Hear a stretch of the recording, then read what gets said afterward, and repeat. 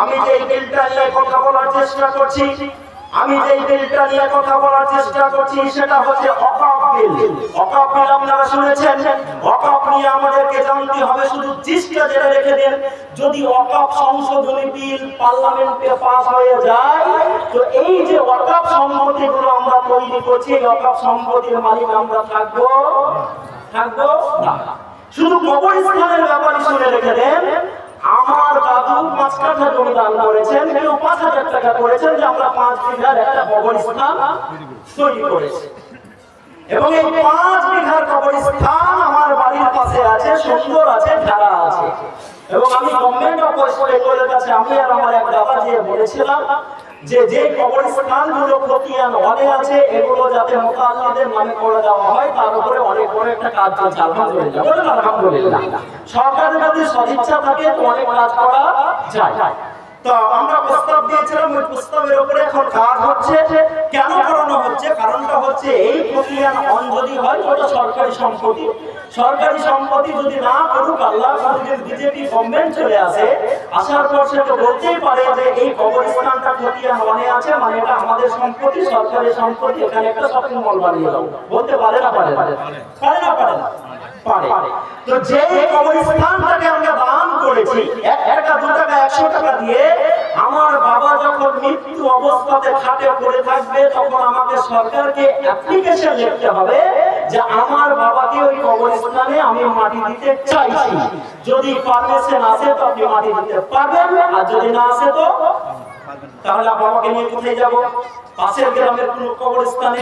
তো সেটারও তো মালিক তখন কে হয়ে যাবে? বুঝতে পারলেন না? সরকার হয়ে যাবে। মানেটা হচ্ছে যে আমাদের যে সম্পত্তিগুলো আছে, প্রায় 27 লক্ষ বিঘা সম্পত্তি আছে। এই সম্পত্তির জায়গাতে মেন জায়গাতে বোর্ডগুলোতে অমুসলিম বসিয়ে দাও। অমুসলিম বসাতে আমাদের কোনো অসুবিধা নেই, কারণ অমুসলিমরাও হচ্ছে আমাদের ভাই। কিন্তু মোদির হাতে তৈরি করা অমুসলিমদের বসাতে আমাদের অসুবিধা আছে। যারা লোককে রাস্তাতে ধরে বলে পিটিয়ে মারা হয়, এতে আমাদের অবজেকশন আছে না? নেই। আচ্ছা, কেউ ভিডিওতে দেখেছেন আজ পর্যন্ত কোন মুসলমান কোন মুসলিমকে এরকম তার কলারটাকে ধরেছে, ধরার পর বলেছে লা ইলাহা ইল্লাল্লাহ বলা হলে তোমার গর্দান কেটে দেব? দেখেছেন? আরবে দেখেছেন, সিরিয়াতে দেখেছেন, ইরাকে দেখেছেন, ইরানে দেখেছেন, ভারতে দেখেছেন, বাংলাদেশে দেখেছেন, কোথাও দেখেছেন? দেখেননি। কারণ ধর্মের ব্যাপারে জোর জবরদস্তি করা যাবে না। লাকুম দীনুকুম ওয়ালিয়া দিন। সবার মুখস্থ আছে তো, কথা বলছো তো? মানে আমি একাই চলে যাব, ওনারা আমার সঙ্গে হবে ইনশাআল্লাহ। সঙ্গে যাবেন? যে যাওয়ার কথা আমি বলছি না, আমি শুধু অধিকারের কথা বলছি। এই কথাগুলো জালসা থেকে আমাদেরকে বলতে হবে, মুসলমানদেরকে জানাতে হবে। মুসলমানদের অনেক ফিরকাবাজি হয়ে গেছে, যেখান থেকে বিশ্বনবী মুহাম্মদ রাসূলুল্লাহ সাল্লাল্লাহু আলাইহি সাল্লাম ভালোবাসার কথা শুনিয়েছেন, সেই স্টেজ থেকে আজকে আমার বক্তারা খারাপ আর সমাজ ভেঙে দেওয়ার কথা বলতে শুরু করেছেন। এখানে যিনি সভাপতি আছেন, মাশাআল্লাহ কত ভালো চেহারা লোক। আমার এত বড় দাঁড়ি হয়ও না, অত বড় কেন হয় না সেটা আপনারা জানেন। তো আপনাদের চেহারাগুলো দেখে আমার চিন্তা জানতে যাচ্ছে। আপনাদের কাছে অবশ্যই খবর আছে, যার কাছে মুহাম্মদ রাসূলুল্লাহ সাল্লাল্লাহু আলাইহি ওয়াসাল্লামের কাছে সকালে জিবরিল আলাইহিস সালাম আসতেন, বিকালে আসতেন, সব সময় আসতেন, তিনি কি বলতেন না যে আপনার পাশে যে লোকটা বসে আছে সুন্দর চাদর পরে, আব্দুল্লাহ বিন উবাই, ওটা মনে আছে? বলতেন না? আল্লাহ রাসূল জানতেন না? আল্লাহ রাসূল জানতেন না? জানতেন। তারপরেও মুনাফিকের সঙ্গে আল্লাহ রাসূল ভর করলেন, কখনো তাকে তাড়িয়ে দেননি। তার ছেলে যখন তার পাঞ্জাবির জন্য বলেছে বিশ্বনবীকে যে আমার আব্বাকে যদি রাসূলের জুব্বাটা দেওয়া হতো তাহলে খুব ভালো হতো, আল্লাহ রাসূল ওই মুনাফিকের সর্দারকে জুব্বা দিচ্ছেন, আর বিশ্বনবী মুহাম্মদ রাসূলুল্লাহ সাল্লাল্লাহু আলাইহি সাল্লাম বলছেন আমাকে যদি টাইমটা বেঁধে না দেওয়া হতো, যে হে মুহাম্মদ তুমি যদি ওই মুনাফিকের জন্য সফলবারের অধিক মাগফিরাতের দোয়া করো, আমি আল্লাহ ক্ষমা করব না। আল্লাহ রাসূল বলেন আমি সফলবারের অধিক তার জন্য মাগফিরাতের দোয়া করে তার জন্য আল্লাহর কাছে ক্ষমা চেয়ে নিলাম। তো আব্দুল্লাহ বিন উবাইকে নিয়ে যদি বিশ্বনবী মুহাম্মদ রাসূলুল্লাহ সাল্লাল্লাহু আলাইহি ওয়াসাল্লাম চলতে পারেন, তো কেউ এখানে হাত বাঁধছে, কেউ এখানে বাঁধছে, কেউ এখানে বাঁধছে, তাদেরকে নিয়ে আমরা চলতে পারি না? বলছেন না যে পারি না, পা কোথায় মেলাবেন এই নিয়ে আপনি ঝামেলা করছেন। আর আপনার দুশমনরা চূড়ান্তভাবে সিদ্ধান্ত গ্রহণ করেছে আপনার পাটাকে কেটে নেওয়ার। জোরে আমিন বলবেন, আস্তে আমিন বলবেন। এই নিয়ে যখন আপনি ফতোয়াবাজি করছেন, সমাজটাকে পিছে ধরে করছেন, সেই সমাজে আপনার দুশমনেরা চূড়ান্তভাবে সিদ্ধান্ত নিয়ে ফেলেছে যে আপনার জিভটাকে কেটে দেওয়া হবে। বলেন রানীনগরের মানুষ আগে হাত বাঁচাবেন, আগে পা বাঁচাবেন, আগে জিভ বাঁচাবেন, আগে মাথা বাঁচাবেন, না আগে জোরে আমিন করার ঝামেলা মেটাবেন? ওগুলো ছোট ব্যাটা, ওগুলো সামান্য ছোট জিনিস, ওই জিনিসগুলো নিয়ে আমরা বেশি মাথা লাগাবো না। আলহামদুলিল্লাহ ভারতবর্ষের মুসলমানদেরকে একসঙ্গে জুটতে পারা যাচ্ছিল না। কেউ জাকির নায়েকের পক্ষে, কেউ জাকির নায়েকের বিপক্ষে, কেউ অমুক, কেউ সুমুক। কিন্তু একটা বড় দয়া এসেছে মুসলমানদের উপরে। আমি তো মিস্টার নরেন্দ্র মোদীকে 2014 থেকে 24 10 বছর দয়া মনে করি। এখন মুসলমানদেরকে রাস্তায় দেখা হলে আসসালামু আলাইকুম বলে নাম জিজ্ঞেস করার পর বলা হয় কোন মাযহাব, তখন বলে আমরা কোন মাযহাব নয়, আমরা হচ্ছি মুসলমান। আমরা কি মুসলমান? আমরা যে কাজটা করতে পারিনি, আমাদের হয়ে আমাদের প্রধানমন্ত্রী এই কাজটা করে দিয়েছেন। অর্থাৎ মুসলমানদেরকে আলহামদুলিল্লাহ একসঙ্গে জমিয়ে দিয়েছেন এবং আমরা মাযহাবকে ভুলতে বসেছি। ওই বিষয়গুলো নিয়ে আমাদের বেশি মাথা লাগানোর নেই, কোনো দরকার নেই। আজকে যে কথাটি বলছিলাম যে কাটুয়া ने हम हमारे देश का बहुत बड़ा क्षति कर दिया।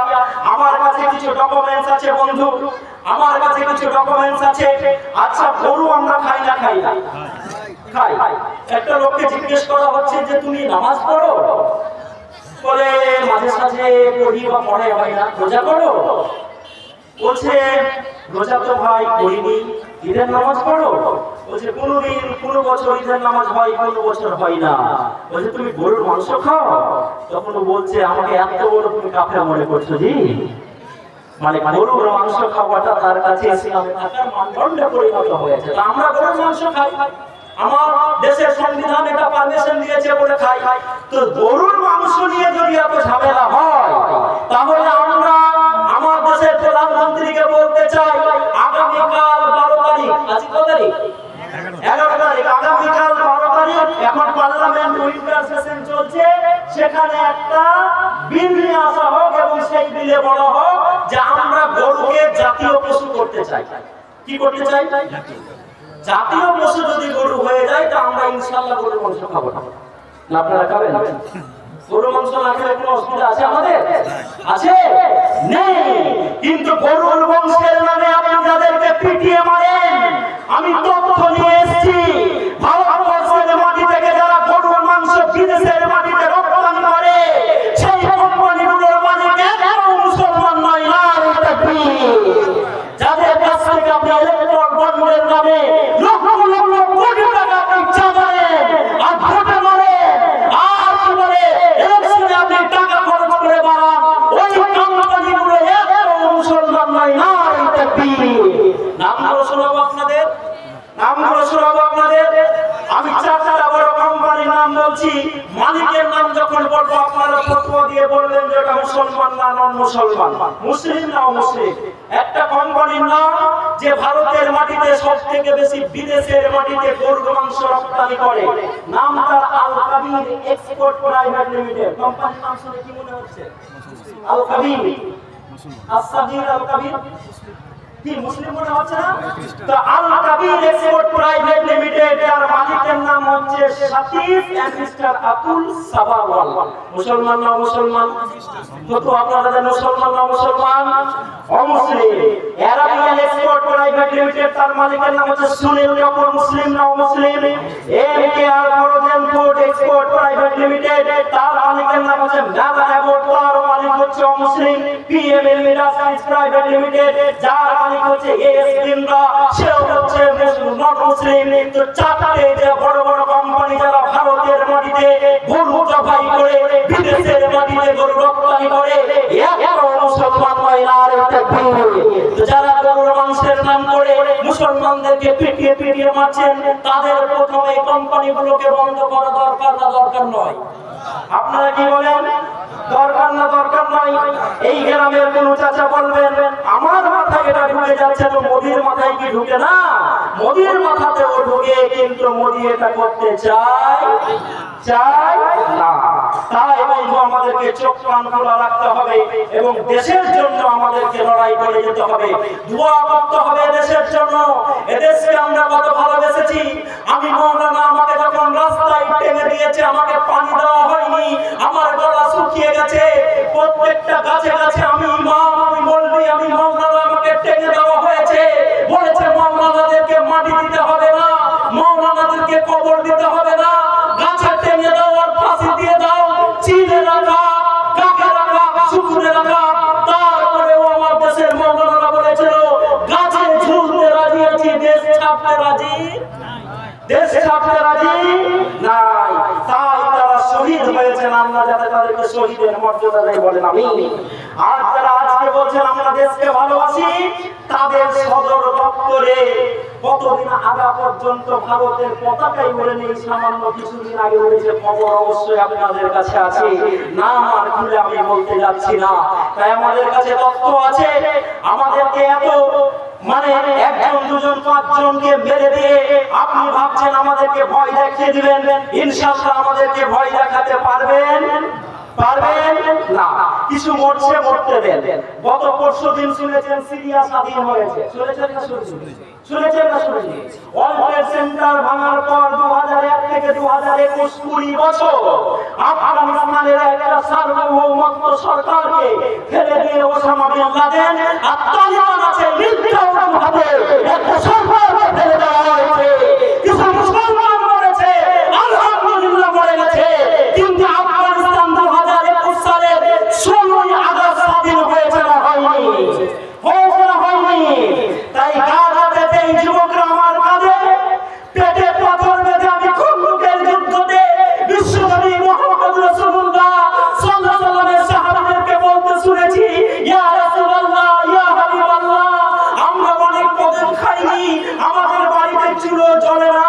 ওরে মুহাম্মদ রাসূলুল্লাহ সাল্লাল্লাহু আলাইহি ওয়াসাল্লামের সাহাবী যাদের ব্যাপারে কোরআন বলছে আল্লাহ তাদের উপরে রাজি হয়ে গেছে, তাই নাম শুনলে আমরা রাদিয়াল্লাহু তাআলা আনহু বলি।